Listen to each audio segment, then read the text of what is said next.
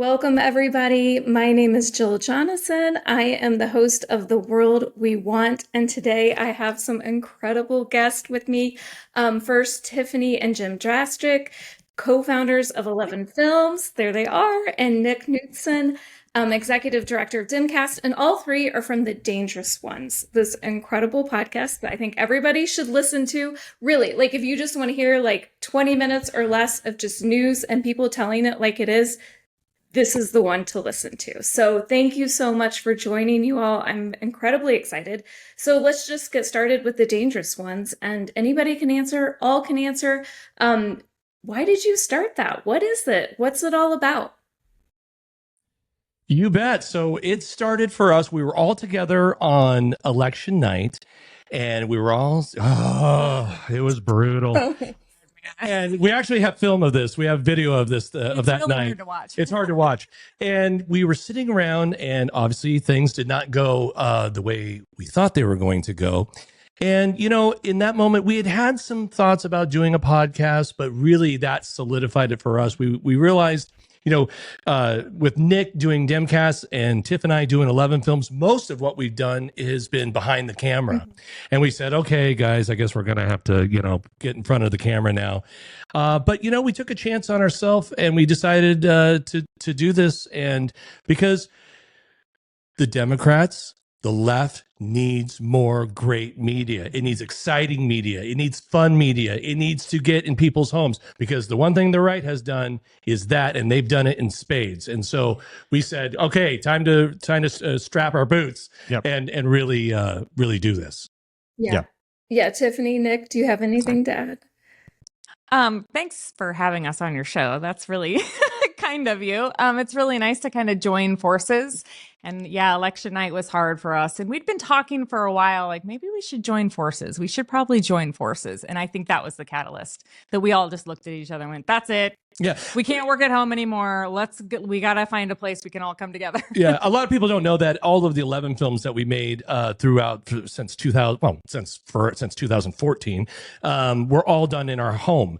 You know, it was just Tiff and I in our house. We had a little home office there, and we were, you know, when you have a home office, it sort of creeps into your life all day long. Especially during COVID. Never COVID. goes away. Yeah, because you were in the office, now you're in the kitchen, now you're in the dining room, now you're on the couch, and the kids are like, are you serious? Yeah. So we finally, you know, it was nice to separate ourselves out of that and get out of that office. But then I lost my train of thought. But Nick, what about you? I would say, in addition to what you guys have said about sort of the origin story of The Dangerous Ones, also we knew that this was going to be a really difficult time for our movement, and that it was going to be really dark and disheartening, and that people were going to want to put their heads in the sand. And so we wanted to create something that would help people stay informed, but not feel like they're being beat over the head with bad news 24/7, 365. So we try and keep it light. You know, we're dropping F-bombs, you know, We're having fun. We're having fun. Yeah. Sometimes we're drinking. Yep. You know, you know, it's kind of like we're the three of us when we're together over at Jim and Tiffany's house or wherever, or if we're out at a bar or something, we just have a lot of fun. Yeah. And we kind of wanted to bring that vibe so that our viewer or our listener could sort of be somebody who joins us over at the bar. I would also, now I remember what I was going to say too. We were all in the same town. Here in Portland, Oregon, you forget how many resistors are here. Yeah. And, you know, you've got, you know, obviously 11 Films, you've got Demcast, you've got Tara Dublin, you've got Tono Latino, you've got all of these great people who are in the Portland area. And so our proximity, we said, there's a reason why we're all in the same city. Let's especially after the riots of the summer of 2020. I mean, this city was insane. Like, we're still not the same. Yeah. And it just really felt like we all looked at each other like veteran activists and went, okay, we got to hold on to each other because they're trying to break this all up. So we better, what do we do? Lock arms, man. Yeah. Oh my gosh. I know. Yeah. That election, I was so heartbroken. I live in Ohio. I was in Columbus, Ohio that night, and we all just couldn't believe what was happening. And then when I came home the next day, when my son came off of the school, this is this story, like, it just gets me every time. He walked straight to me and put his arms around me and literally just held me. And he was 12. He's 13 now. Oh. Or no, he was 13 still then. That's right. And just held me and didn't say anything. And I just sat there like, what is happening? And then he just walked up and then just carried on with his day. So like that just tells you, like, I mean, even our kids, like, they're like, I don't maybe quite understand what's going on, but this isn't good. And so that's why I'm just so grateful for you all. And then that's where we're going to like lead this direction of this conversation, is about new media and how important it is. But the first question, or the second question I have for you all, is you're talking about your show being fun and you're truth tellers and you just tell it like it is. Like, what would you say is one of the biggest compliments somebody could say about your show? Like, what would you be like, yes, you get it. I'm really happy you noticed that. For me, it's definitely when somebody says, that's exactly what I was thinking. It's that cathartic therapy. I think that we, with laughter and whatnot, I think that feeling of like, yes, somebody understands where I'm feeling, when they watch our show. Because, we try to be, we don't try to like put on our suit and tie and act like, oh, we know every fact in the world. You know what? We're normal people too. Yeah. And we're trying to figure this out as we go along. We've all been single parents. We're all trying to raise our kids out here. We've all struggled. We're all paycheck to paycheck out here. And it just feels like to kind of piggyback on what Nick was saying, it's the fourth bar stool is how we feel like the viewer should feel. Like we're all just sitting at the corner bar, sharing a pint going, can you fucking believe what they are trying to do? And like seed planting little bits of knowledge so people can go back to their own lives and talk to their absolutely racist uncle or like sexist brother and be like, actually, it's just, I'm trying to arm you with little like pellets. Yeah. Yeah, absolutely. And I guess I'd add on to that. So we just had a pretty successful episode that was about Gavin Newsom and sort of the memes that are popping up all over the internet as a result of what he's doing in California with the gerrymandering and all that. And it was really funny, and we enjoyed making it, and our audience enjoyed watching it apparently. And so I'd say like just going.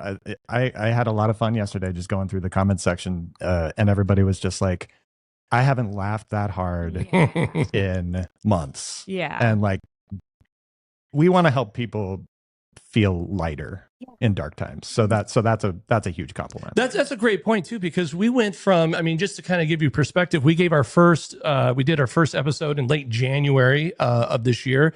From January to, we started doing about one episode a week. Then we kind of bumped that up. But, we were at 17,000 something subscribers on YouTube. In the last 3 days, we gained about 8,000 subscribers just from that one video because people resonated. They finally got to see what we're all about. Yeah. And now we're up to, I think we hit 25 this morning, which is like a huge thing for us. And we were super grateful to everybody who watches our show. And we have a hotline. It's called the People's Hotline. And that literally was the biggest blow up of calls we've ever had. It's just off the chain. So we invite everybody to come on over and to the Dangerous Ones. And if you're looking for somebody who talks like you do and maybe find a little bit of yourself, check us out.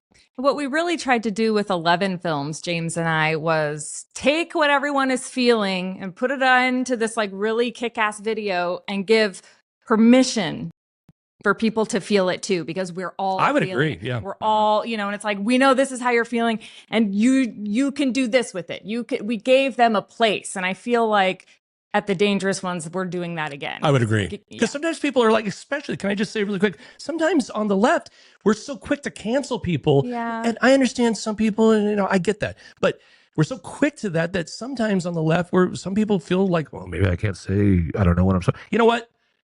Come over to our show. We're going to say what we're going to say. There's some things, obviously, we're not going to say, but racist, fascist, get the fuck out. Fuck out. There's but rules. But let's all be like a realist. Come on, what I mean.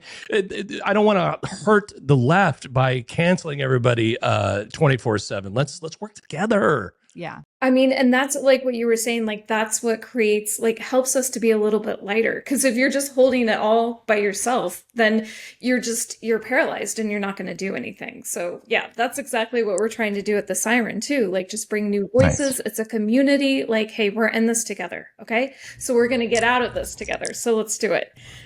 So something you say at the end of every show, you say, remember, we are all the dangerous ones. So could you tell me what you mean by that? For sure. We say that at the end of every show because right off the bat, we are not paid by anybody. The Democratic Party does not give us a dime. We are our own people. We are our own voice. And so when you think about it, in this day and age, every single American can get up and on any given day speak to every single American by making a video or something like that. And by doing that, that makes you dangerous. They can't control you. And so that's what we like to make sure our audience knows is that you are dangerous. I don't care if you've got 15 followers. It doesn't matter. Make a video. That's Tiff how and we I started. That's how we started.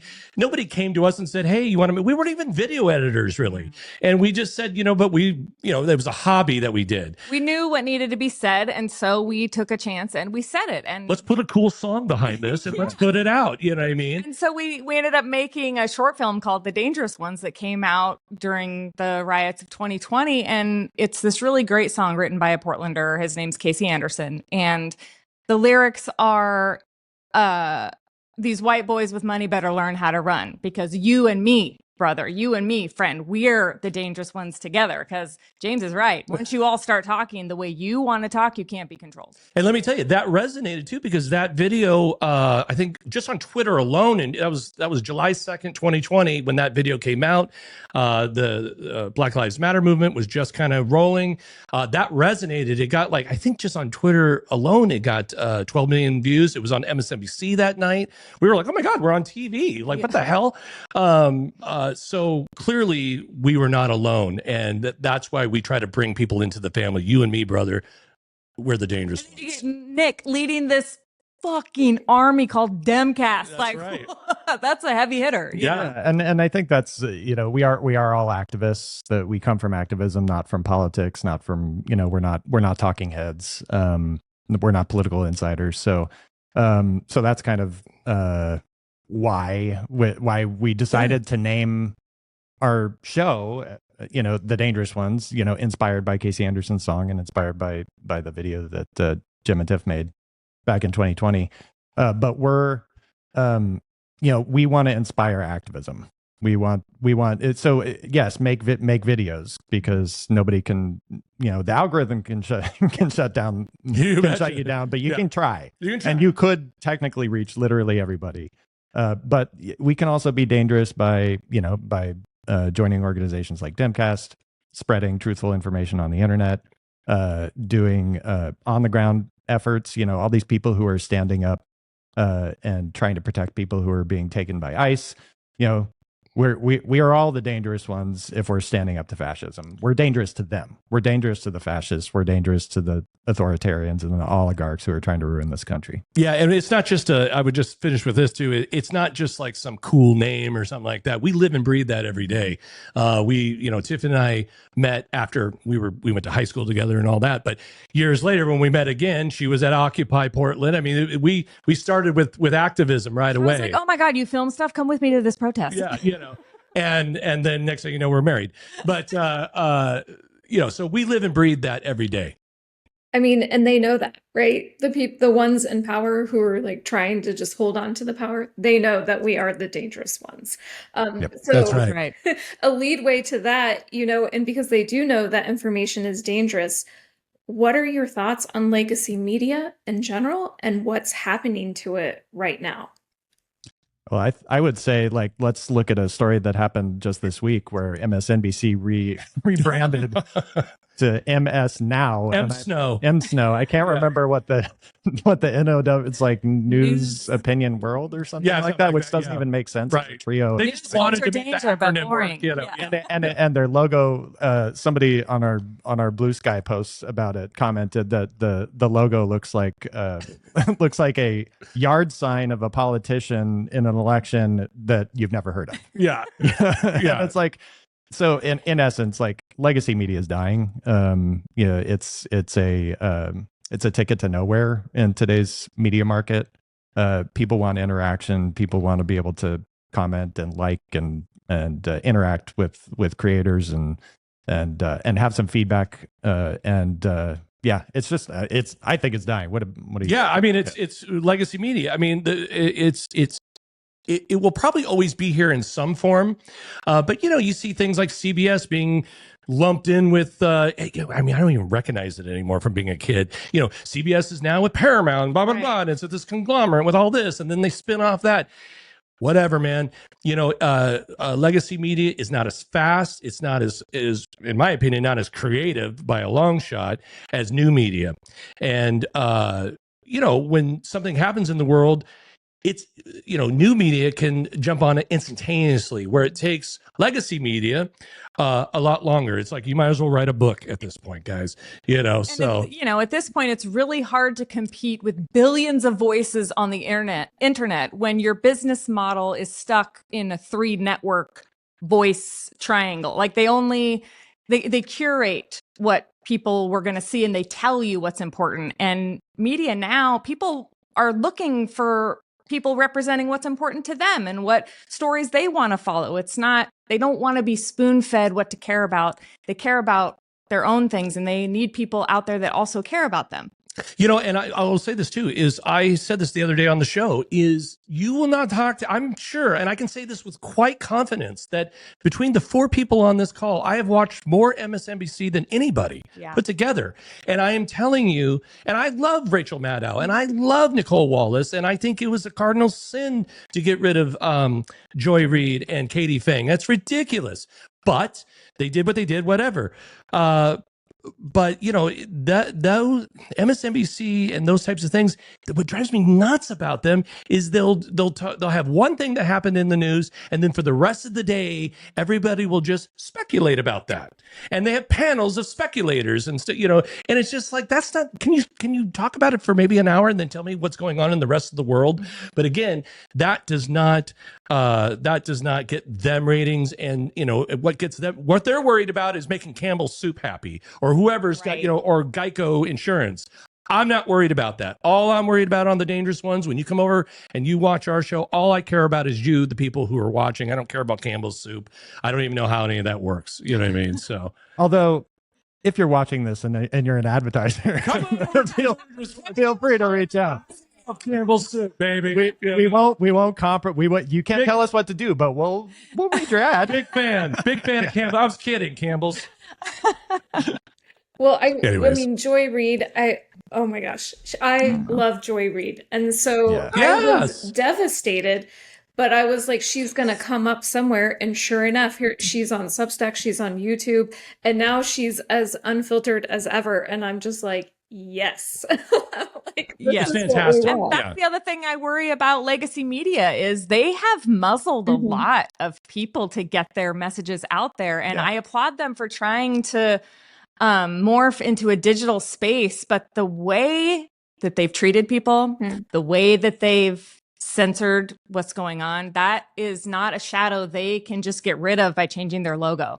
And can I also say that they need a huge injection of Gen Z? Oh, please. They need a huge injection of youth. I mean, come on, they because those people are those generations are gonna bring some really much needed creativity. Well, it's really hard to sit around and talk to people who talk.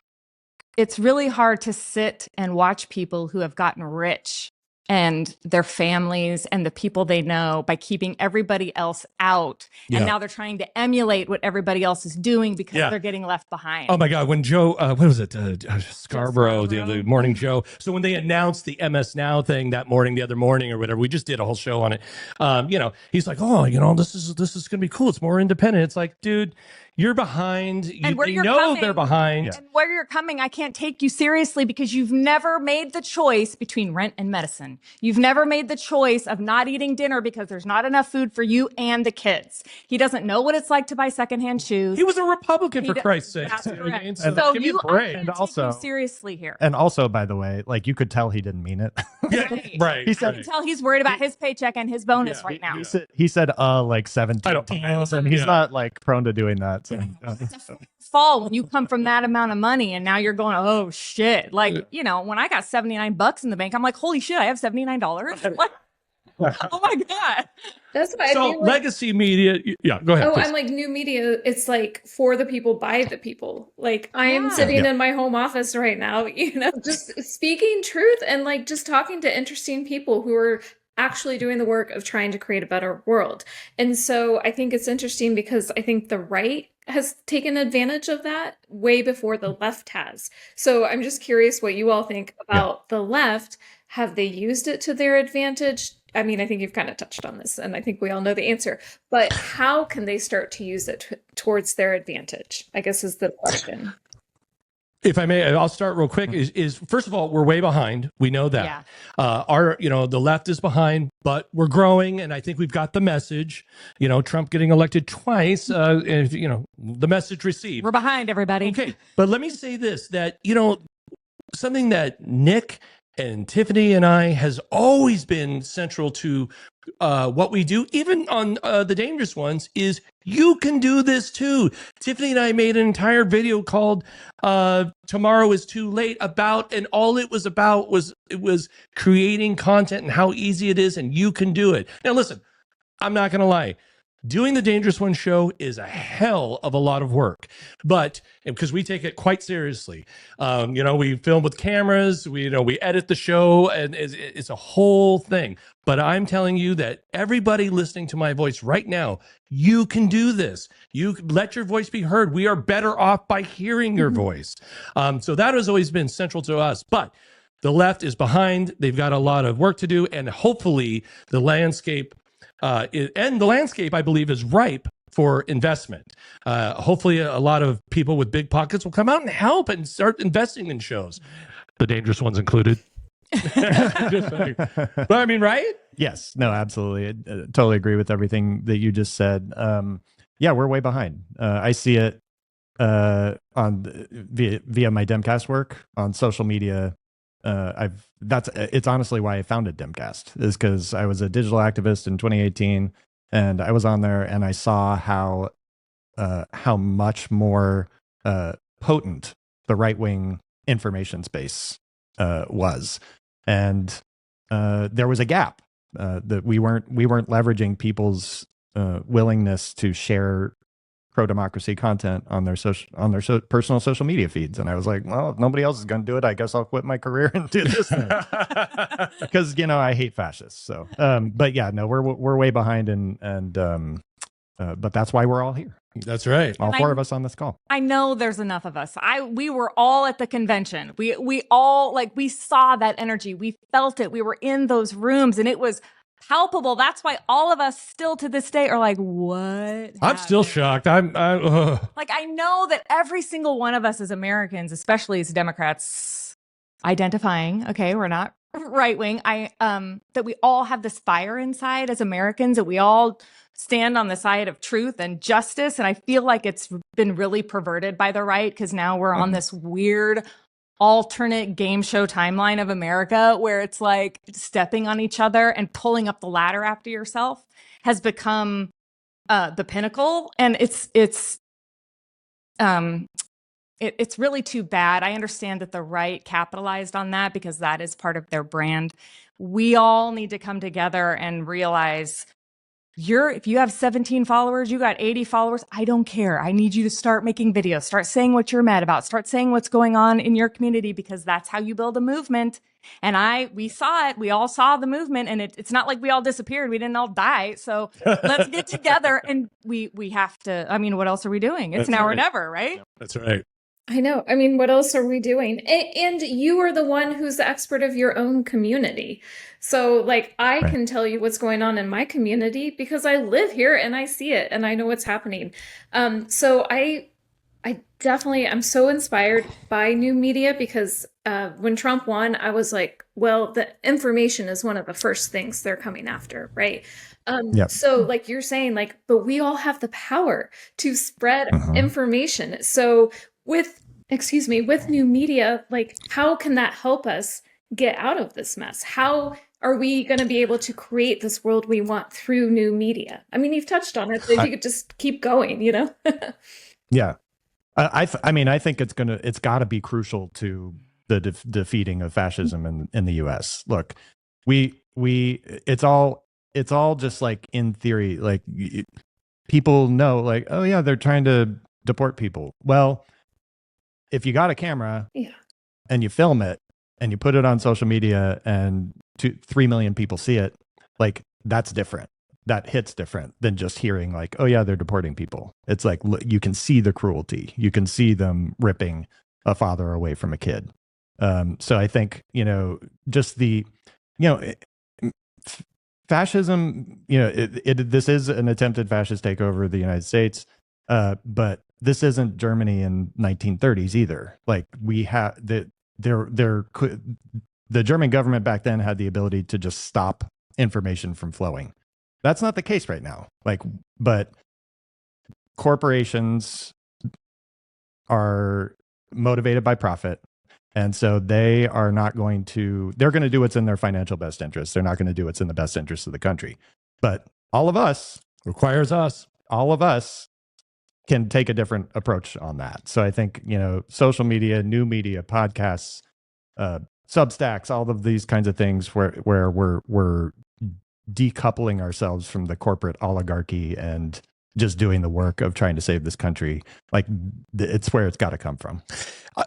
If I may, real quick, is also, we are in a constant battle for eyeballs and attention. This is a whole new world now. It's not just 3 networks. It's everybody, fighting for eyeballs and attention. And what is happening right now with Gavin Newsom and what he's doing is exactly what we should be doing. I don't care if we're sinking to that level. We all know his heart is in the right place with all of this trolling that he's doing.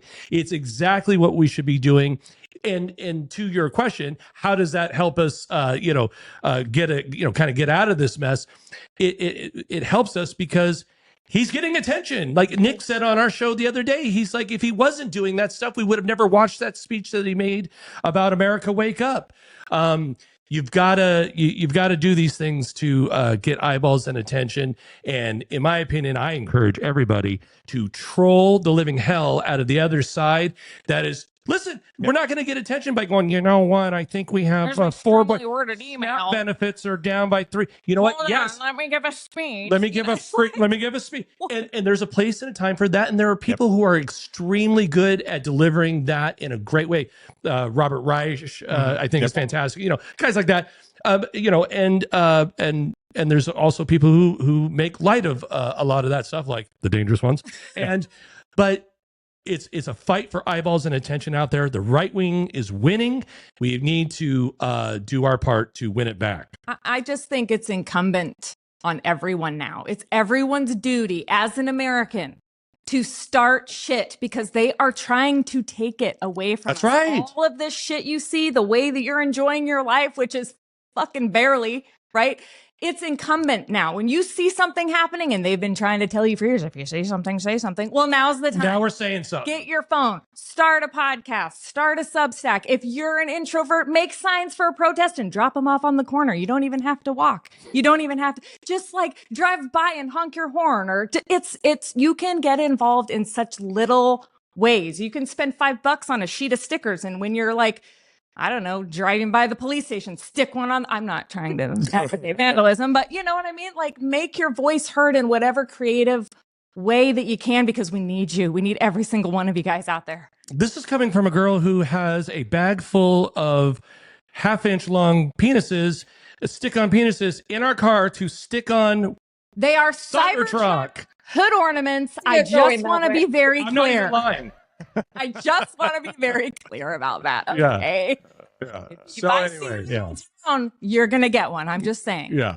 And by the way, I want to remind people too that one of the most important things that they can do, obviously, is street activism. Get out to a protest. And what I really want to get across to people is that, especially younger generations, if you've never been to a protest, it's a lot of fun. It's not as scary. It's not scary. We did a whole episode about 10 things to know before you go to No King's Day. That episode blew up. And because people were like, yeah, let me make sure. Because not everybody knows. Yeah, it's families. It's wagons with dogs. It's people with their flags upside down. It's painted faces. And then you start going and you start meeting the same people again. And then you get your little group and you get to march together. And like, I really encourage it. It's really a lot of fun. And just especially after COVID, we've gotten so used to isolating ourselves and it feels really scary to connect with one another again. But we really need to start doing that because that's the only way that we're going to stop leading with fear, because that's what's going to get us isolated on an island by ourselves. Yeah. And I mean, we were talking, at the beginning, like make you feel lighter. Like, yes, if you go to a protest, you will come back feeling lighter because you are in real life with people in community. There's just something really special about it. So yes, I co-sign that. Yes. Absolutely. And there's instigators, sure, but you do not have to engage. Right. You can just turn around and walk the other direction. There's no arm's length. Yeah, you do not have to engage with anything aggressive at all. Yeah. I mean, I'm just like, this whole new media thing, it's about, we're all in this together, basically. It's not us just talking to you, it's all of us together doing something, using our voices. So can each one of you finish this sentence? I want a world, and then just finish it however you want. Nick, why don't Jim? Yeah, you go. If it's okay, I'll start. Does Jim want to go first? Shocker.